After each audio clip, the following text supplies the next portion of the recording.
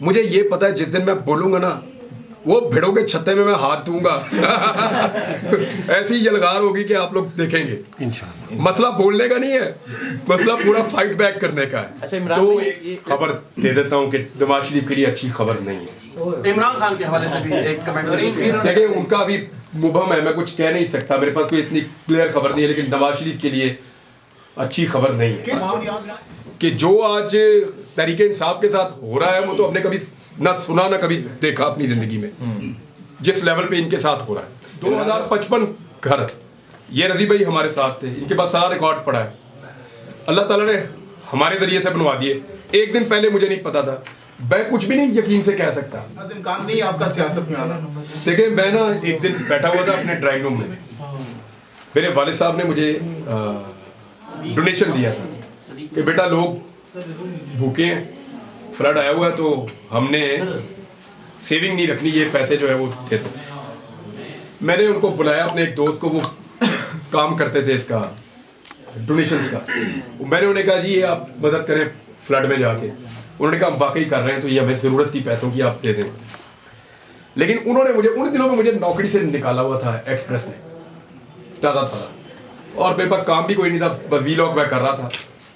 तो उन्होंने कहा जी आप हमारे साथ मदद क्यों नहीं करते।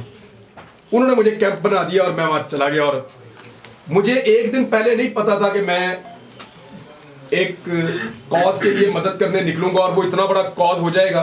कितने घर बनाए रजी भाई अल्लाह ताला ने? 2055 घर, ये रजी भाई हमारे साथ थे, इनके पास सारा रिकॉर्ड पड़ा है, अल्लाह ताला ने हमारे जरिए से बनवा दिए। एक दिन पहले मुझे नहीं पता था, मैं कुछ भी नहीं यकीन से कह सकता, वो मेरे अल्लाह का फैसला है जो भी है। लेकिन फिलहाल मैं आपको बता रहा हूँ कि मैं सहाफत करूंगा, वो मेरा काम है और मुझे वही करना है। ये बताइएगा एस्टिमेटेड, क्योंकि लोग जानना चाहते हैं कि आप व्लॉग कब करेंगे। आपने मुझे पहले आप मिले हैं जी, अब आपको कितना फर्क लग रहा है? माशाल्लाह बहुत फर्क है। मुझे ये पता है जिस दिन मैं बोलूंगा ना वो भिड़ों के छत्ते में मैं हाथ दूंगा ऐसी यलगार होगी कि आप लोग देखेंगे इंशाल्लाह। मसला बोलने का नहीं है, मसला पूरा फाइट बैक करने का है। अच्छा इमरान तो भाई, ये थोड़ा सा जो प्रॉब्लम है, मुझे उम्मीद है ये 10 दिन नहीं तो 15 दिन में मैं इसमें से निकल जाऊंगा। और मुझे अचानक मैं उस दिन मुझे सुबह उठूंगा और मैं वीलॉग कर दूंगा और आप लोग सुन लेंगे। अच्छा इमरान भाई, ये बताइएगा आपको जब लेके गए थे उसके बाद जब आप वापिस आए हैं तो हालात मुकम्मल चेंज हो चुके हैं। मुझे कुछ नहीं पता, कुछ नहीं पता, कुछ पता नहीं था। अच्छा इमरान मुझे कुछ कोई चीज नहीं मुझे पता थी। मुझे ये नहीं पता था कि फलस्तीन में क्या हुआ। जिस चीज ने मुझे सबसे ज्यादा झटका दिया ना, या जिस चीज ने मुझे सबसे ज्यादा तकलीफ दी, यानी पॉलिटिकल पार्टीज आती है और जाती रहती हैं, ये जुल्म नया नहीं है जो अब हम इस मुल्क में देख रहे हैं, लेकिन इस लेवल पे तो हमने कभी नहीं देखा। ये भी बिल्कुल एक सच है कि जो आज तहरीक इंसाफ के साथ हो रहा है वो तो हमने कभी ना सुना ना कभी देखा अपनी जिंदगी में, जिस लेवल पे इनके साथ हो रहा है। इमरान, लेकिन मुझे जो अफसोस रहेगा ना कि मैं बोल सकता था लेकिन मैं बोल नहीं पाया।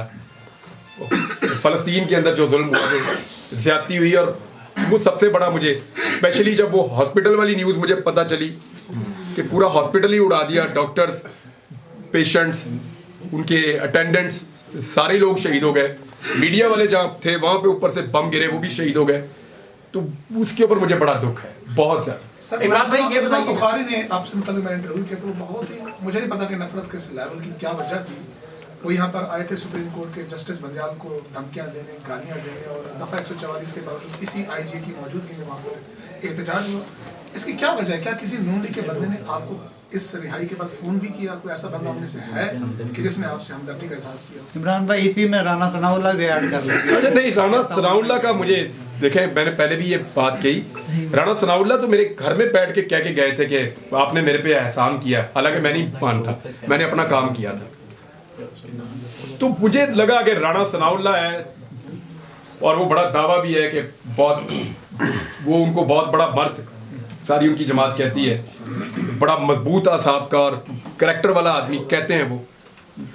तो राना सनाउल्लाह को कम से कम अगर वो पॉजिटिव रोल नहीं प्ले कर पा रहे थे तो उनको कीचड़ नहीं उछालना चाहिए था।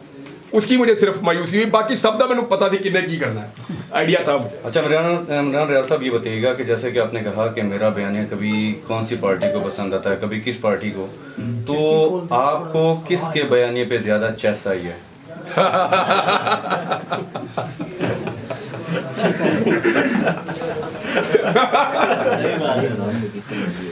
यार मुझे ना अपना काम पसंद ही बहुत है, मैंने इसको बड़ा इंजॉय किया। अगर आपको ये काम पसंद है ना तो इसको करते रहना। डिजिटल मीडिया में वही आते हैं जिनको ये काम पसंद है। ये तनख्वाह तो यहाँ मिलती नहीं है, आप अपने दिल से आते हैं, पहले धक्के खाते हैं, जोर लगाते हैं, खबरें इकट्ठी करने की कोशिश, कभी इधर भाग कभी उधर भाग। ये सारे तो जुनूनी और शौकीन लोगों का काम है जो डिजिटल मीडिया में आए।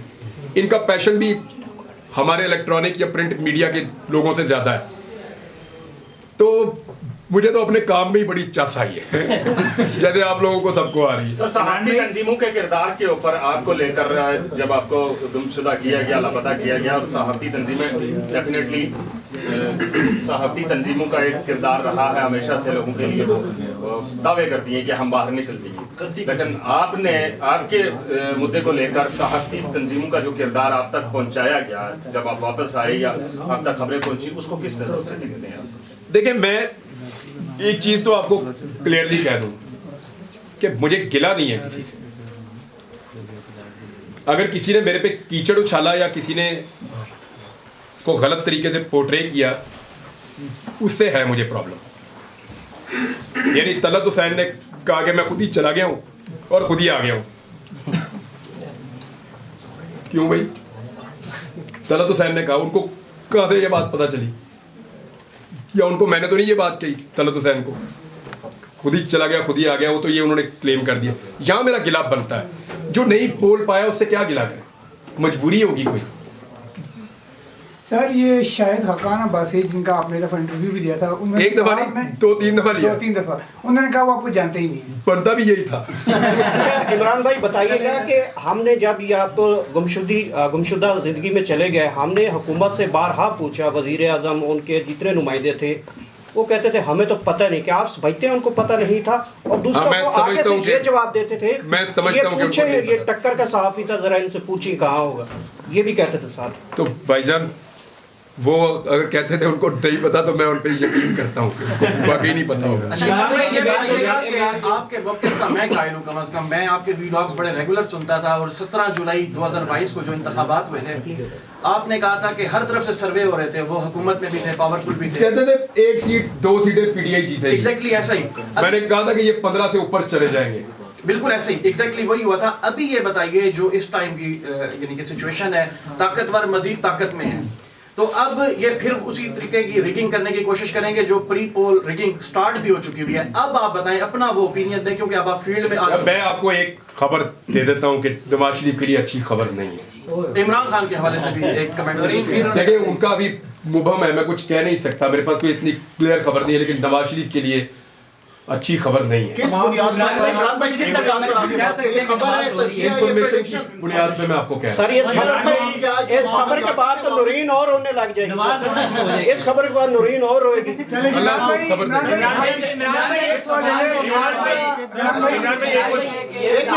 एक मुश्किल सूरत हाल से आप गुजर कर वापस आ गए और अब आप ये कह रहे हैं कि मैं दोबारा से अपने रिदम के साथ अपने व्लॉग भी, अपना जो मौक़िफ़ था वो भी शुरू करूंगा।